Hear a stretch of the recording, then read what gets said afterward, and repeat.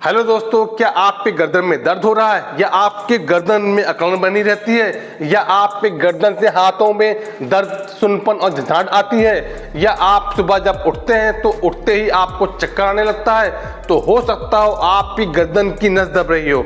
आप दवा खाते हैं, जैसे ही आप दवा खाते हैं आपका दर्द गायब हो जाता है, आपको कोई दिक्कत नहीं होती। लेकिन जैसे ही दवा का असर खत्म हो जाता है आपकी दिक्कत फिर शुरू हो जाती है। तो आज मैं आपको बताऊंगा कि इस कंडीशन में कौन कौन सी एक्सरसाइज करनी चाहिए और कौन कौन से बचाव करने चाहिए। तो इसलिए आपसे रिक्वेस्ट है कि इस वीडियो को पूरा देखिएगा, बीच में छोड़िएगा नहीं। और अगर आप इस वीडियो को पहली बार देख रहे हैं तो हमारे चैनल को सब्सक्राइब कर लीजिए, ताकि आगे भी आपको सबसे पहले हेल्थ से संबंधित नोटिफिकेशन मिलती रहे। मैं doctor Mahmood Ahmad, my physio health, Lucknow.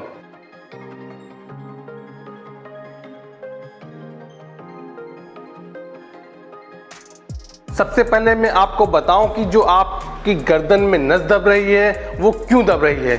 मैं आपको इस मॉडल के सहारे से बताता हूं। ये आपकी स्पाइनल कॉर्ड का मॉडल है। आप इसमें देख रहे हैं कि ये आपकी छोटी छोटी हड्डियां हैं। हमारी गर्दन की 7 हड्डियां होती हैं। हर हड्डियों के बीच में एक कुशन होता है जो शॉक एब्जॉर्प्शन का काम करता है, और इन्हीं कुशंस के बगल से हमारी गर्दन की नसें निकली होती हैं, जिसको हम लोग स्पाइनल नर्व्स कहते हैं। जैसा कि आप ये पीला पोर्शन देख रहे हैं, इसे हम लोग स्पाइनल नर्व्स कहते हैं। लेकिन जब आपकी गर्दन पे दबाव ज़्यादा पड़ता है या आपकी गर्दन पे अकड़न ज़्यादा बढ़ जाती है तो आपकी इन हड्डियों पे खिंचाव पड़ता है, जिसकी वजह से जो आपकी जो शॉक एब्जॉर्प्शन कुशन है इस पर दबाव पड़ता है, ये आगे बढ़ने लगता है, जिसकी वजह से जो आपकी जो स्पाइनल नर्व है ये दबने लगती है। जब ये नस दबती है तो आपके हाथों में सुनपन, झंझनाहट या उंगलियों में टिंगिंग सेंसेशन आने लगता है। जब ये दिक्कत बहुत ज़्यादा बढ़ जाती है तो आपके बाहों में सीवियर दर्द होता है। कभी कभी दर्द इतना ज़्यादा होता है कि आप रात में दर्द के मारे सो भी नहीं पाते। तो आज मैं आपको इस नस को खोलने के लिए कुछ ऐसी एक्सरसाइज बताऊंगा, कुछ ऐसे बचाव बताऊंगा। अगर आपने इसको फॉलो कर लिया तो हफ्ते भर के अंदर आपकी जो दिक्कत है ख़त्म हो जाएगी। और अगर आपको ये वीडियो अच्छा लग रहा हो तो हमारे चैनल पे एक लाइक बटन जरूर दबा दिए, कमेंट डाल दिए। कमेंट डालेंगे तो हमारी टीम को एक मोटिवेशन मिलेगा। एक्सरसाइज करने से पहले आपको अपने गर्दन की गर्म सिकाई करनी है। गर्म सिकाई आप हीटिंग पैड से कर सकते हैं, वाटर बॉटल से कर सकते हैं, या आप पानी गर्म कर लीजिए, उसके अंदर 1 चम्मच सिंधा नमक या फिटकी डाल लीजिए और एक छोटे टॉवेल से उसको डुबो दीजिए।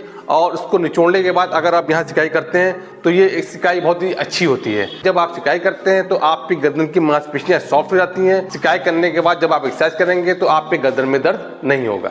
सबसे पहले आपको जो एक्सरसाइज करनी है उसके लिए आपके जिस बाह में दर्द जा रहा है, जैसा कि आपके दाएं हाथ में दर्द जा रहा है, तो आप अपनी गर्दन को बाएं साइड ले जाइएगा और अपने बाएं हाथ के सहारे से ये जो आपकी ये जो मांसपेशियां हैं इसको ऐसे पकड़ लीजिएगा और पकड़ने के बाद इस तरह अपनी तरफ खींचिएगा।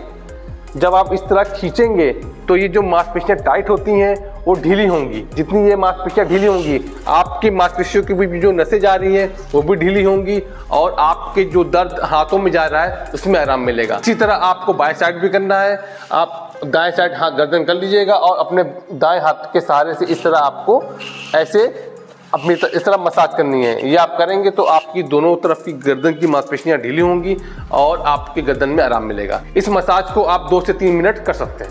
इसके बाद आपको जो नेक्स्ट एक्सरसाइज करनी है, आप अपने हाथ को इस तरह पकड़ लीजिएगा, यानी कि अपने दाएं हाथ को बाएं कान की तरफ ले जाइएगा और अपने दाएं हाथ से इस तरह अपनी तरफ खींचने की कोशिश करिएगा। खींचने के बाद 5 सेकंड तक ऐसे होल्ड रखिएगा।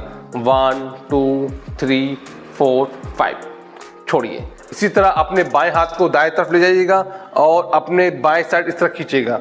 5 सेकंड तक काउंट करिएगा। 1 2 3 4 5, वापस।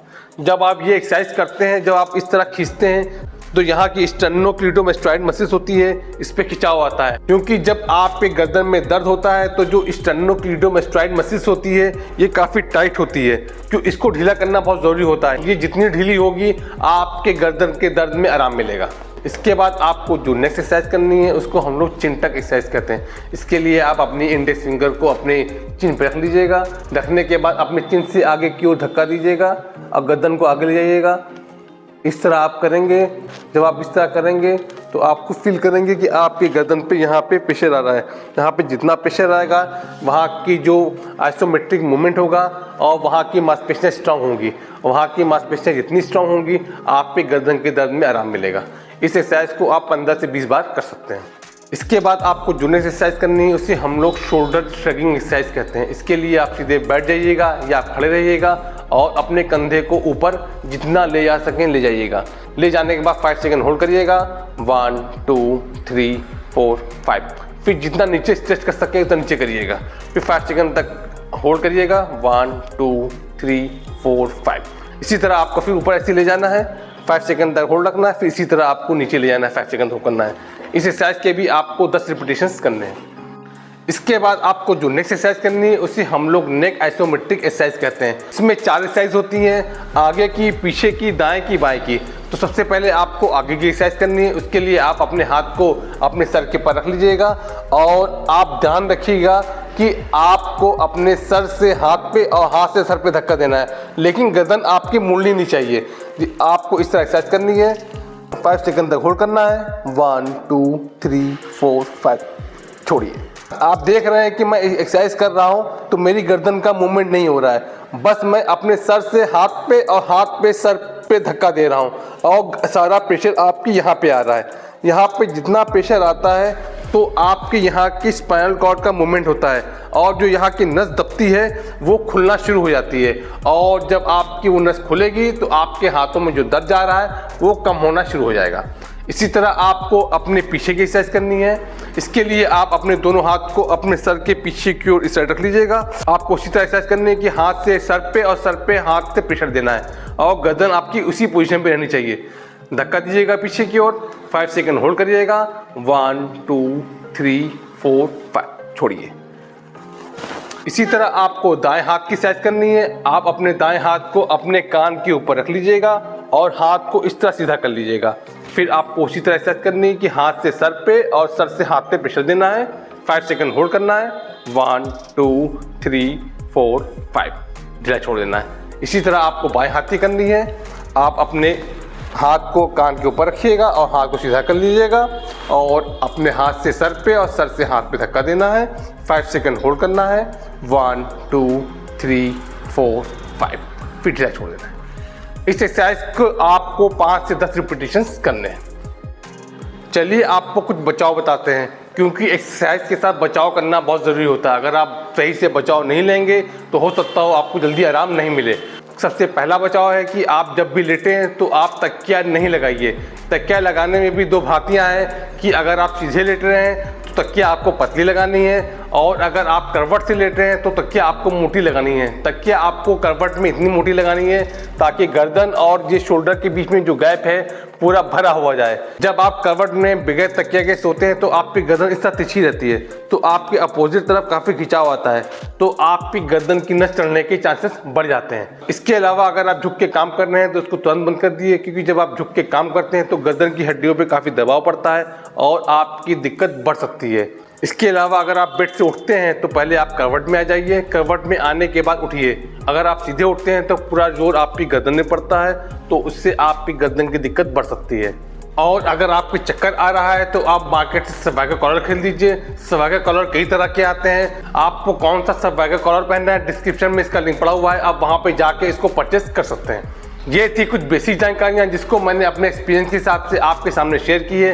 अगर आपको एक्सरसाइज करने में कोई दिक्कत हो रही है या आपको कोई पॉइंट समझ में नहीं आ रहा है या आप कोई दिक्कत बढ़ रही है तो आप बेझिझक मुझे इस नंबर पे कॉल कर सकते हैं या मुझे व्हाट्सएप कर सकते हैं या कमेंट बॉक्स में जाके लिख सकते हैं। हमारी टीम आपकी कमेंट के जवाब देने की कोशिश करेगी। और अगर आपके कुछ सजेशंस हैं या आपके कुछ सुझाव हैं या आप चाहते हैं कि हम किसी टॉपिक पे वीडियो बनाएं, आप बेझिझक मुझे कमेंट बॉक्स में लिख सकते हैं। हम कोशिश करेंगे कि आपकी जो रिक्वायरमेंट है उसको पूरा करें। और अगर आपको ये वीडियो अच्छा लगा हो तो हमारे चैनल को सब्सक्राइब कर लीजिए, एक लाइक बटन दबा दिए, शेयर करिए।